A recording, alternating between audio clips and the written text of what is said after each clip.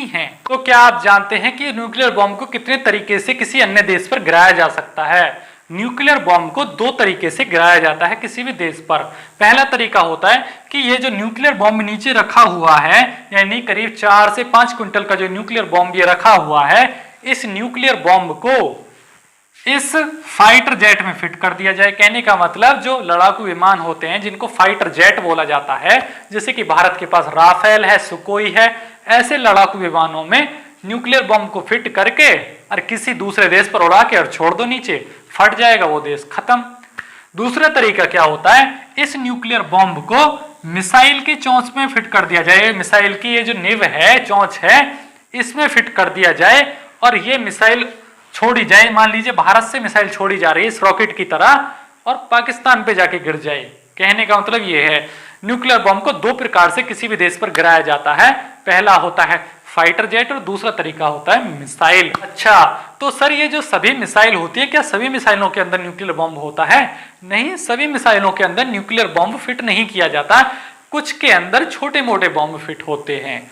यानी कि अभी तक भारत ने ऐसी कोई मिसाइल नहीं चलाई है किसी अन्य देश के ऊपर जिसमें न्यूक्लियर बॉम्ब फिट किया हो। यानी कि मिसाइल कई प्रकार से बनाई जा सकती है, यानी उसमें छोटे बॉम्ब भी लगाए जाते हैं। जरूरी नहीं है कि मिसाइल के अंदर सिर्फ न्यूक्लियर बॉम्ब भी फिट किया जाए। हम आपको पहले ही बता चुके हैं कि मिसाइल तो एक ऐसा साधन है, जैसे आप अपने घर से कहीं भी बाहर जाते हैं रिश्तेदारी वगैरह में, तो बाइक का सहारा लेते हैं या किसी कार का सहारा लेते हैं। वैसे ही न्यूक्लियर बॉम्ब को ले जाने के लिए ये तो यात्रा कराने का साधन है मिसाइल।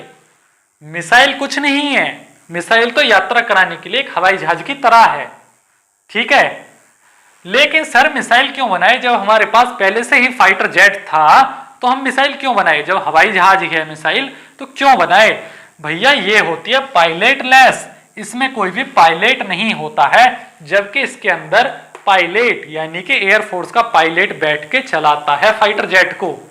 मिसाइल जो है पायलट लेस है। दूसरा, फाइटर जेट से ज्यादा तेजी से यात्रा करने में सक्षम है, यानी मिसाइल की स्पीड बहुत ज्यादा होती है। यानी कि जितनी स्पीड से, मैं ऐसे बोलता हूं ना, यानी इतनी देरी में तो ये 1.5 से 2 किलोमीटर चली जाती है, यानी कि आवाज की गति से तेज चलने वाली मिसाइल होती है।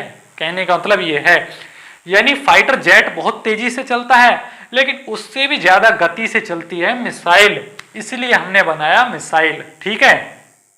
अच्छा, तो सर थोड़ा मिसाइल की टेक्नोलॉजी भी समझाएंगे? हाँ जी बिल्कुल समझाएंगे आपको मिसाइल की टेक्नोलॉजी। तो इसको यहाँ से रफ करते हैं। ये तो आपको समझ में आ गया कि न्यूक्लियर बॉम्ब कैसे गिराया जाता है।